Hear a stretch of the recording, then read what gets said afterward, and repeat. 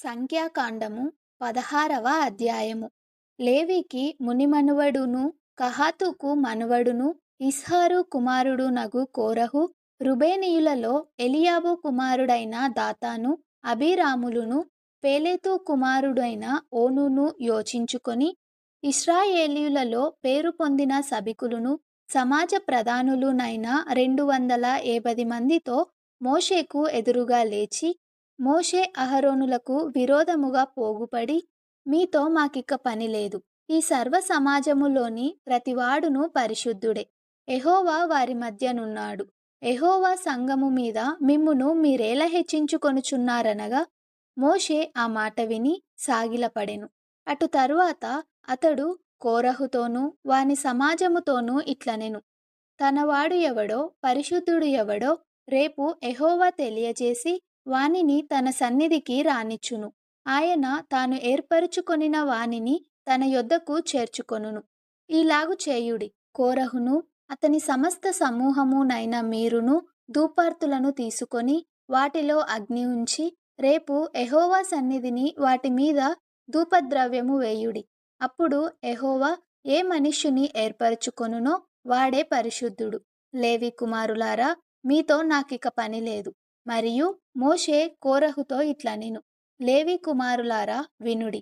తన మందిర సేవ చేయుటకు యెహోవా మిమ్మును తన యొద్దకు చేర్చుకొనుటయు, మీరు సమాజము ఎదుట నిలిచి వారు చేయవలసిన సేవ చేయునట్లు ఇశ్రాయేలీయుల దేవుడు ఇశ్రాయేలీయుల సమాజములో నుండి మిమ్మును వేరుపరచుటయు మీకు అల్పముగా కనబడునా?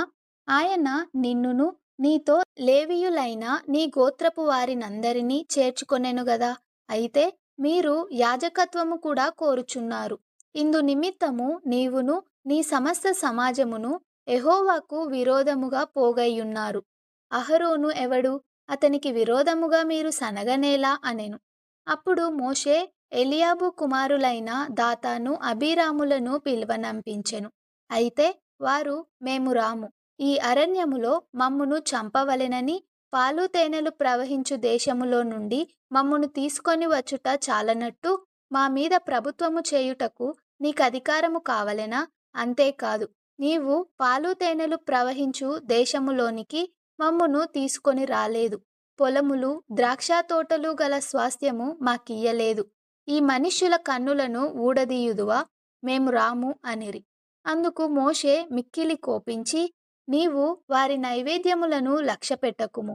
ఒక్క గాడిదనైనను వారి యొద్ద నేను తీసుకొనలేదు. వారిలో ఎవనికిని నేను హాని చేయలేదని యెహోవా యొద్ద మనవి చేసెను. మరియు మోషే కోరహుతో, నీవును నీ సర్వ సమాజమును అనగా నీవును వారును అహరోనును రేపు యెహోవా సన్నిధిని నిలువవలెను. మీలో ప్రతివాడును తన తన ధూపార్తిని తీసుకొని వాటి మీద ధూపద్రవ్యము వేసి ఒక్కొక్కడు తన ధూపార్తిని పట్టుకొని 250 ధూపార్తులను యెహోవా సన్నిధికి తేవలెను. నీవును అహరోనును ఒక్కొక్కడు తన ధూపార్తిని తేవలెనని చెప్పెను. కాబట్టి వారిలో ప్రతివాడును తన ధూపార్తిని తీసుకొని వాటిలో అగ్ని ఉంచి వాటి మీద ధూపద్రవ్యము వేసినప్పుడు వారును మోషే అహరోనులును ప్రత్యక్షపు గుడారము యొక్క ద్వారమునొద్ద నిలిచిరి. కోరహు ప్రత్యక్షపు గుడారము యొక్క ద్వారమునొద్దకు సర్వ సమాజమును వారికి విరోధముగా పోగుచేయగా యెహోవా మహిమ సర్వ సమాజమునకు కనబడెను. అప్పుడు యెహోవా, మీరు ఈ సమాజములో నుండి అవతలికి వెళ్ళుడి. క్షణములో నేను వారిని కాల్చివేయుదునని మోషే అహరోనులతో చెప్పగా వారు సాగిలపడి, సమస్త శరీరాత్మలకు దేవుడవైన దేవా, ఈ ఒక్కడు పాపము చేసినందున ఈ సమస్త సమాజము మీద నీవు కోపపడదువా అని వేడుకొనిరి. అప్పుడు యెహోవా మోషేకు ఇలాగు సెలవిచ్చెను: కోరహు దాతాను అబీరాముల యొక్క నివాసముల చుట్టుపట్ల నుండి తొలగిపోవుడని జన సమాజముతో చెప్పుము. అప్పుడు మోషే లేచి దాతాను అబీరాముల యొద్దకు వెళ్ళగా ఇశ్రాయేలీయుల పెద్దలు అతని వెంట వెళ్ళిరి. అతడు, ఈ దుష్టుల గుడారముల యొద్ద నుండి తొలగిపోవుడి. మీరు వారి పాపములన్నిటిలో పాలివారై నశింపక యుండునట్లు వారికి కలిగినదేదియు ముట్టకుడి అని ఆ సమాజముతో అనెను. కాబట్టి వారు కోరహు, దాతాను, అబీరాముల నివాసముల యొద్ద నుండి ఇటూ అటూ లేచిపోగా, దాతాను అబీరాములు వారి భార్యలును వారి కుమారులును వారి పసిపిల్లలును తమ గుడారముల ద్వారమున నిలిచిరి. మోషే ఈ సమస్త కార్యములను చేయుటకు యెహోవా నన్ను పంపెననియు, నా అంతట నేనే వాటిని చేయలేదనియు దీనివలన మీరు తెలుసుకొందురు. మనుష్యులందరికీ వచ్చు మరణము వంటి మరణము వీరు పొందిన ఎడలను, సమస్త మనుష్యులకు కలుగునదే వీరికి కలిగిన ఎడలను యెహోవా నన్ను పంపలేదు. అయితే యెహోవా గొప్ప వింత పుట్టించుట వలన వారు ప్రాణములతో పాతాళములో కూలునట్లు భూమి తన నోరు తెరచి వారిని వారికి కలిగిన సమస్తమును మ్రింగివేసిన ఎడల వారు యెహోవాను అలక్ష్యము చేసిరని మీకు తెలియుననెను. అతడు ఆ మాటలన్నీయు చెప్పి చాలించగానే వారి క్రింది నేల నెర విడిచెను. భూమి తన నోరు తెరచి వారిని వారి కుటుంబములను కోరహు సంబంధులందరినీ వారి సమస్త సంపాద్యమును మ్రింగివేసెను. వారును వారి సంబంధులందరును ప్రాణముతో పాతాళములో కూలిరి. భూమి వారిని మ్రింగివేసెను. వారు సమాజములో ఉండకుండా నశించిరి. వారి చుట్టూనున్న ఇశ్రాయేలీయులందరూ వారి ఘోష విని భూమి మనలను మ్రింగివేయునేమో అనుకొనుచు పారిపోయిరి. మరియు యెహోవా యొద్ద నుండి అగ్ని బయలుదేరి ధూపార్పణములను తెచ్చిన ఆ 280 మందిని కాల్చివేసెను. అప్పుడు యెహోవా మోషేకు ఇలాగు సెలవిచ్చెను. నీవు యాజకుడగు అహరోను కుమారుడైన ఎలియాజరుతో ఇట్లనుము. ఆ అగ్ని మధ్య నుండి ఆ ధూపార్తులను ఎత్తుము. అవి ప్రతిష్ఠితమైనవి. ఆ అగ్నిని దూరముగా చల్లుము. పాపము చేసి తమ ప్రాణములకు ముప్పు తెచ్చుకొనిన వీరి ధూపార్తులను తీసుకొని బలిపీఠమునకు కప్పుగా వెడల్పైన రేకులను చేయవలెను. వారు యెహోవా సన్నిధికి వాటిని తెచ్చినందున అవి ప్రతిష్ఠితమైనవి. అవి ఇశ్రాయేలీయులకు ఆనవాలుగా ఉండును.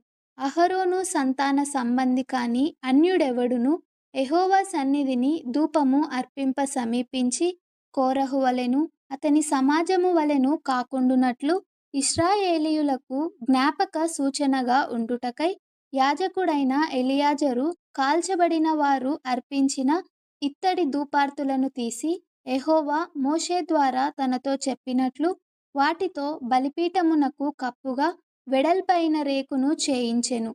మరునాడు ఇశ్రాయేలీయుల సర్వ సమాజము మోషే అహరోనులకు విరోధముగా సనుగుచు, మీరు యెహోవా ప్రజలను చంపితిరని చెప్పి సమాజము మోషే అహరోనులకు విరోధముగా కూడెను.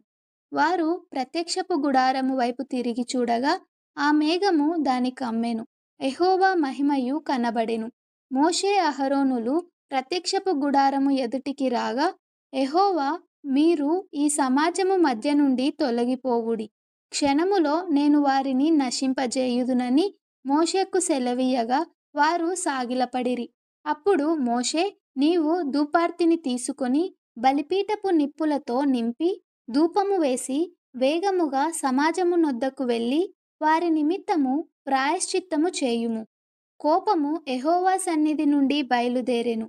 తెగులు మొదలు పెట్టెనని అహరోనుతో చెప్పగా మోషే చెప్పినట్లు అహరోను వాటిని తీసుకొని సమాజము మధ్యకు పరిగెత్తిపోయినప్పుడు తెగులు ప్రజలలో మొదలుపెట్టియుండెను. కాగా అతడు ధూపము వేసి ఆ జనుల నిమిత్తము ప్రాయశ్చిత్తము చేసెను. అతడు చచ్చిన వారికిని బ్రతికియున్న వారికిని మధ్యను నిలువబడగా తెగులు ఆగెను. కోరహు తిరుగుబాటున చనిపోయిన వారుగాక 14,700 మంది ఆ తెగులు చేత చచ్చిరి. ఆ తెగులు ఆగినప్పుడు అహరోను ప్రత్యక్షపు గుడారము యొక్క ద్వారము దగ్గరనున్న మోషే యొద్దకు తిరిగి వచ్చెను.